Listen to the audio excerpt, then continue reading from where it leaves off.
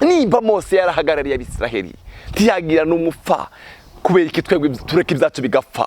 Mureke duhagarare mu kirengero, mureke duhagarare mu gihenge, mureke duhagarare mu cyuho, duhagararire ibyacu. Satani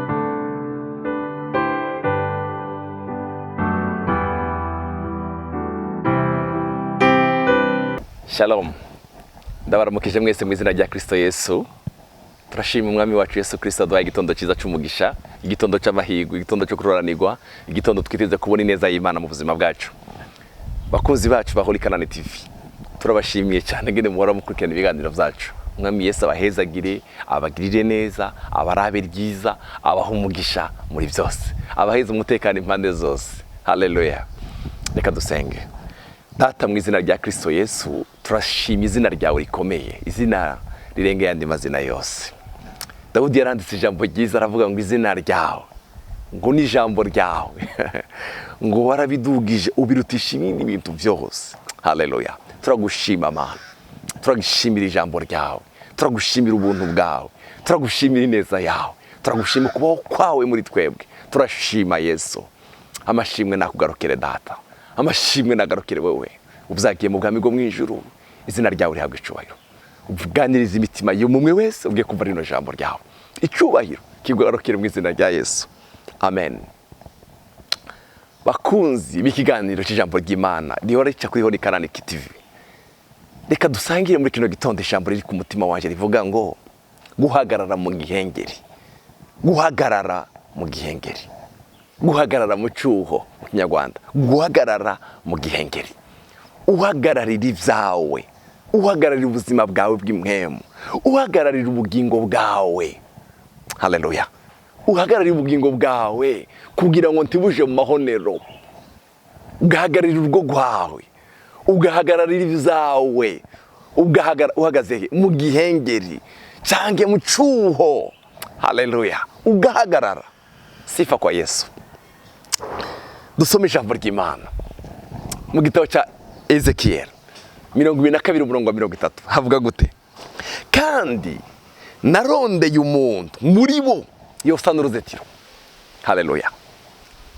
Ahagarare imbere yanje mu kirengero, ahagarariye igihugu ngo noye kugihonya, ariko nta numwe nabonye. Narondeye umuntu yohagarara hehe? Yohagarara imbere yanje. Haleluya.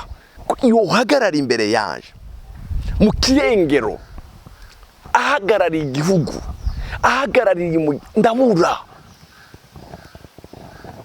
Umva ndakugendera inama. Hagarara mu gihengeri, hagarara mu kirengero, hagararira ibyawe mu kirengero, hagararira ibyawe mu kirengero. Ezekiel yavuze ngo kandi narondeye umuntu muri bo yosa n'uruzitiro, agahagarara imbere yanje mu kirengero. Amen. Agahagarara imbere yanje mu kirengero, ahagarariye igihugu ngo noye kugihonya, ariko nta numwe nabonye. Bavandimwe, hari ibyo Satani ashaka guhonya mu miryango yacu, mu buzima bwacu bw'impwemu, mu bana bacu, ariko biragusaba guhagarara mu kirengero. Uhagarariye ivyo cyangwa uhagarariye igihugu, uhagarariye igihugu. Narondeye umuntu. Amen. Narondeye umuntu yohagarara mu kirengero. Uhagaze hehe? Ibyawe bihagarariye hehe? Narondeye umuntu yohagarara. Amen. Ndaguhifurije guhagarara mu kirengero kugira ngo ibyawe ntibipfe. Satani ndakwigambe, ndakwishire hejuru mu buzima bwawe. Hagarara mu kirengero. Reka twumve icyo Dawudi yanditse mu gitabo cya Zaburi 106:23.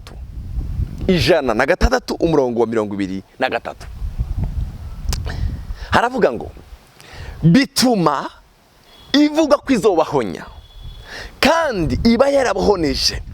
Iyaba Mose watoranijwe n'Imana nawe atahagaze imbere yayo mu gihengeri.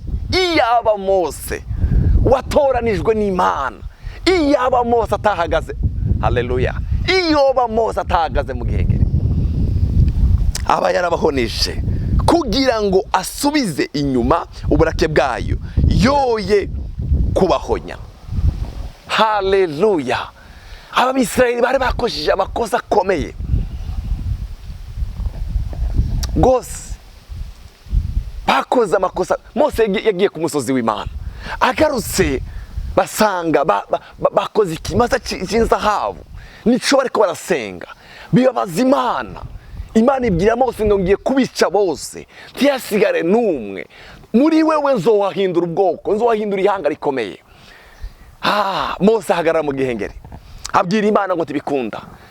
Kandi Mose yahagarariye abanyabyaha mu by'ukuri bakoze amakosa, aravuga ngo ntubica. Imana iravuga ngo ndabica, ntubica. Mose abwira Imana, nimba tangirira kuri jewe, tangirira kuri je, kubera kutangirira kuri bariya, tangirira kuri jewe. Imana irakeneye abantu bahagaze mu gihengeri.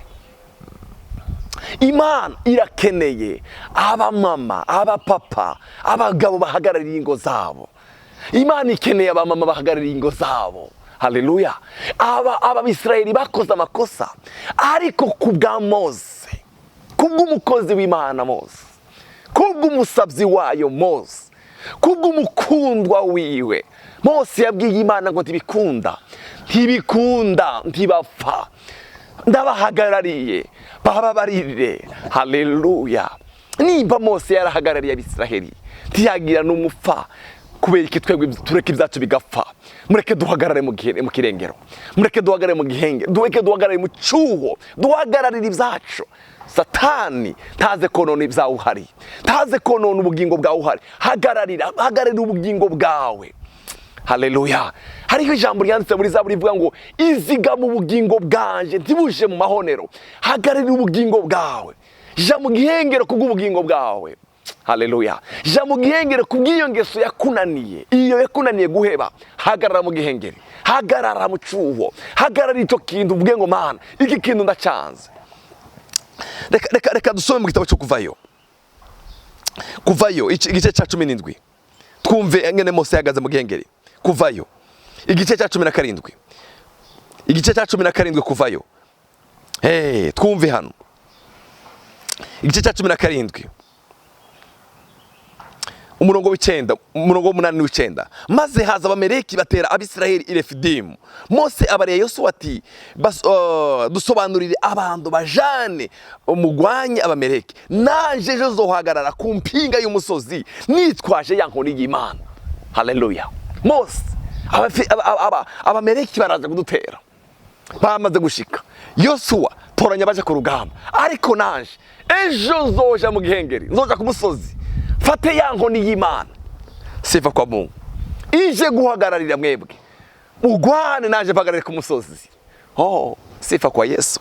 Umurongo w'10, Yosuwa agira kuko Mose yamubariye nyene, aje kugwanya abameleki. Mose na Aroni na Huri baraduga, baja ku mpinga y'umusozi. Maze Mose iyamanisa amaboko, Abisirayeli baranesha, ngo ayamanure, abameleki bakanesha.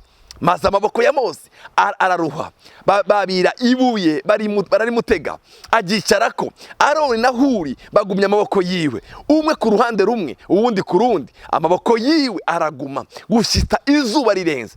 Yosuwa aririkisha inkota abantu bose b'abameleki. Amen. Yahagaze Mose ku musozi yitwaje iki? Ya nkoni y'Imana. Haleluya. Haleluya. Yitwaje ya nkoni y'Imana. Aroni na Huri bafata amaboko yiwe kugira ngo ntaruhe, barayatega, bamwicaza kwibuye, baramutega. Yosuwa agwanya abameleki, arabaye kugeza bashizeho. Mose yahagarariye nde? Yahagarariye Yosuwa ari ku rugamba. Bavandimwe, mureke duhagarare mu cyuho, mureke duhagarare mu gihengeri. Haleluya. Duhagararire ibyacu. Hari igihe Satani atera ibyacu, atera imiryango yacu, atera abantu bacu, atera ibyacu, tukabona ngo ni ibisanzwe. Ntabwo ari ibisanzwe, ntabwo ari ibisanzwe. Twebwe tugomba guhagararira ibyacu, tukavuga ngo Satani urabesha, uri umubeshi. Hari ijambo ryanditse mu gitabo cya Yesaya 62 umurongo wa 6 rivuga ngo kubwa Yerusalemu sinzokereza, no kubwa Yerusalemu sinzokereza, gushitsaho uzohindurira ishimwe. Amen. Urakeneye guhagarara mu gihengeri kugeza igihe ubona ishimwe, kugeza igihe ubona ishimwe. haleluya. Hagarara mu gihengeri kugeza igihe ubonye ishimwe. Mose yahagarariye Abisiraheli. Ezekiyeli yavuze ngo narondeye umuntu yohagarara mu cyuho, yohagarara mu gihengeri. Ahagarariye. Hagarara mu gihengeri ku byawe. Hagararira ibyawe. Haleluya. Haleluya. Hagararira ibyawe. Hagarara mu gihengeri. Haleluya. Ejo nariko ndasoma igitabo cy'Amazi. Debora yahagaze mu gihengeri.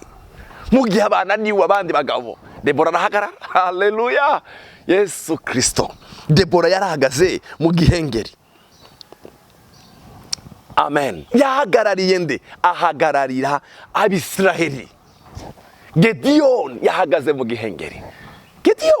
Gideon yahagaze mu gihengeri. Imana ngo marayika ngo asaza ariko arashingano mu mwobo.